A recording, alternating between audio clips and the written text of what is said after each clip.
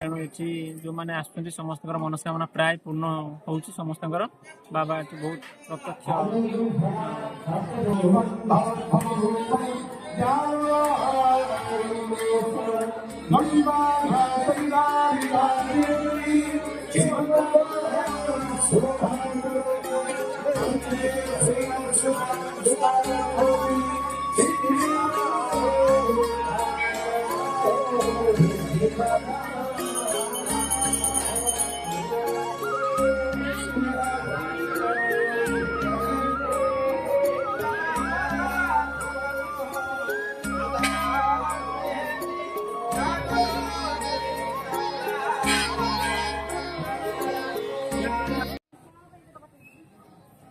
ଆପଣଙ୍କ ନାଁଟା କ'ଣ?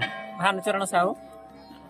ମାନସିକ ଆପଣ କ'ଣ ପାଇଁ ରଖିଥିଲେ? ମାନସିକ ପୁଅ ପାଇଁ ରଖିଥିଲୁ। ପୁଅ ପଢ଼ାରେ ଭଲ କୃତ କାର୍ଯ୍ୟ ହେଲେ ଆମେ ପୁଣି ଆସିକି ତାଙ୍କୁ ତାର କ୍ଷୀର ଅଭିଷେକ ହେଇଛି। ଆଗରୁ ହେଇଥିଲା ତାଙ୍କର ତାଙ୍କୁ ଆଣିଥିଲୁ। ମାନସ ଆସିଥିଲା। ଆଉ ଏଠି ବରଲା ଗ୍ରାମ ବାଲୁକେଶ୍ୱର ଅଛନ୍ତି। ବରଲା ବାଲୁକେଶ୍ୱର ପାଖରେ ତାଙ୍କ ପାଖରେ ମାନସିକ କଲେ ସବୁ କିଛି ପୂରଣ ହେଇଯାଏ। ସେଥିପାଇଁ ସେ ତାଙ୍କର ବାକି ଥିଲା ସେଇଟା ଗୋଟେ ଖବର କ୍ଷୀର ଅଭିଷେକଟା। ଆଜି କ୍ଷୀର ଅଭିଷେକର 21 ଦିନ ପୂରଣ ହେଇଗଲା। ଆମେ ଆସିଛୁ। ତାର ସେ କୃତ କାର୍ଯ୍ୟ ହେଇଛି। ଯେଉଁ NIT ରାଉରକେଲାରେ ପାଇଲା। ସେଥିପାଇଁ ତାର ଗୁଆ ବି ବସିଛି। ଆହୁରି ପୂଜା ଆଗକୁ ବି ହବ। ବରଳା ଗ୍ରାମରେ ବହୁତ ଦୂର ଦୂରାନ୍ତର ଲୋକ ଆସୁଛନ୍ତି। ଆମେ ମଧ୍ୟ ଭୁବନେଶ୍ୱରରୁ ଆସିଛୁ। ଆମ ପ୍ରକୃତ ଘର ବାଲେଶ୍ୱର, କିନ୍ତୁ ଆମେ ଭୁବନେଶ୍ୱର ରହୁଛୁ। ଭୁବନେଶ୍ୱରରୁ ଆସୁ।